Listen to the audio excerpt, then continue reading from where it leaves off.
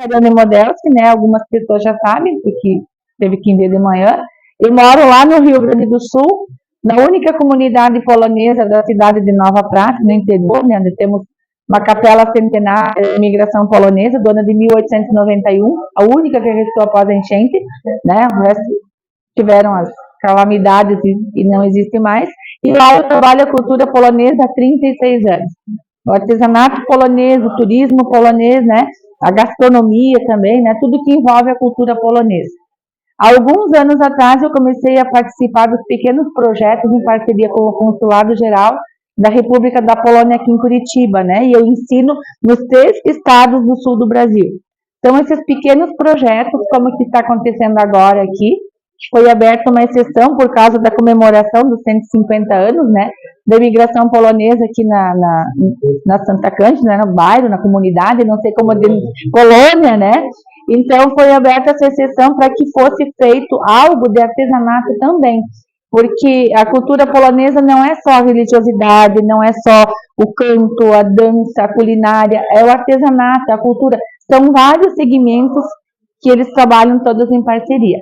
Por que a gente fala isso? Essa das técnicas, é uma das técnicas que eu faço, eu domino umas 30 técnicas ou mais, porque a cultura polonesa é rica em história e em técnicas que identificam regiões, né? E os ovos, eles são muito conhecidos no mundo todo. Ah, mas é uma tradição polonesa? Não, é uma tradição eslava também, né? Não só polonesa, não só eslava. A arte de pintar ovos surgiu há muito tempo atrás, ainda na era neolítica, quando o ovo era um alimento raro e eles escondiam os ovos nas cavernas, né, para comer em ocasiões que eles consideravam especiais. Então, as primeiras pinturas que se tem registros na história foram feitas ou com terra, tipo barro, né, para dar um colorido no ovo, ou amassando folhas e fazer desenhos. Com o passar do tempo, eles foram evoluindo, né? Quem não conhece as histórias das pirâmides do Egito com os desenhos e tantos outros, né? E foram aperfeiçoando os traços. Da mesma maneira que as comunidades foram aumentando a sua população e cada pessoa, cada segmento que teve, foram criando sua simbologia. Por que isso? Ah, num lugar produz mais trigo, por exemplo, então a gente vai usar mais na pintura o trigo. No outro lugar vai ter mais flores de papoula, por exemplo. Vamos usar para identificar aquele lugar. E assim por diante. Então, existem várias maneiras de pintar ovos.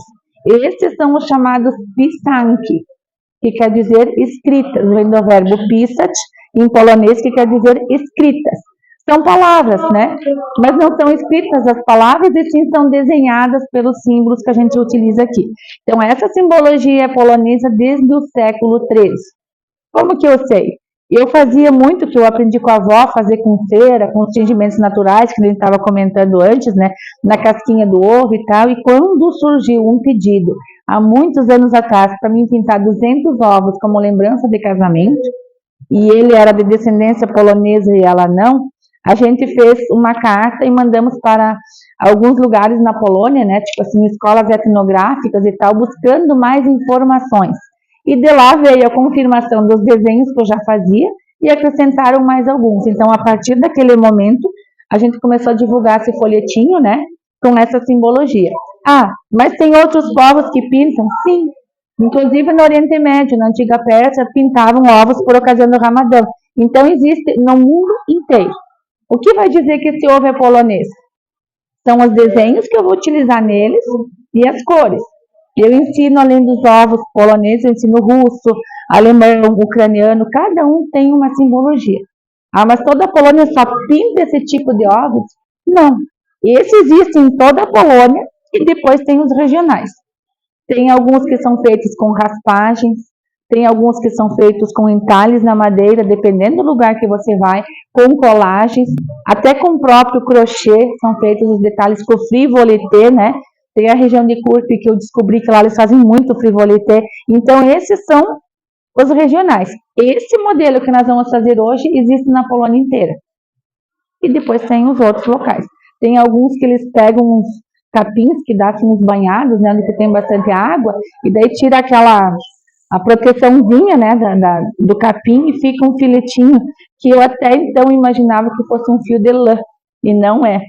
É o mielinho daquele capim, ele se assemelha, você ferve ele fica macio como uma lã grossa e você faz as colagens em cima. Então isso é muito rico.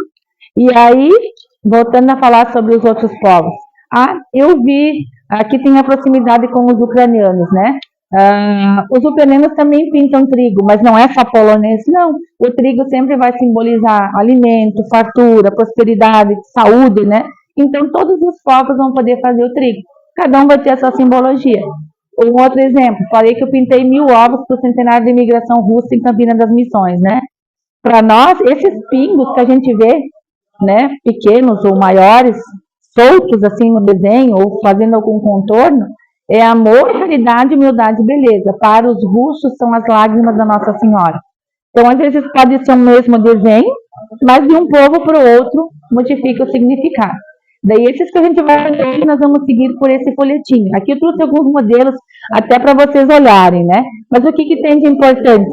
Se eu fizer algo que não está nessa simbologia, ele vai passar a ser um ovo pintado e vai deixar de ser um pisanque.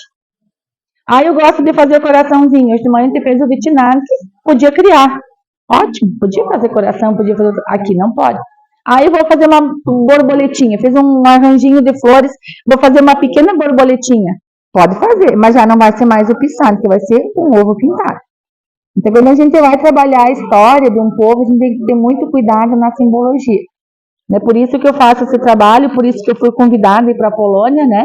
E a gente faz isso contando a história, levando adiante, para que não se modifique, que outras gerações também saibam, né, como que começou centenas de anos atrás e que a gente ainda persiste. Isso é muito importante. Mas a professora, eu já ouvi, né, a professora não deixa a gente criar muito.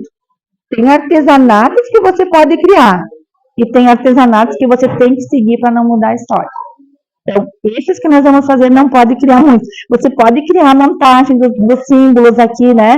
A questão das cores, você pode ir criando harmonia entre as cores, você pode fazer outros formatos, mas seguindo essa simbologia aqui.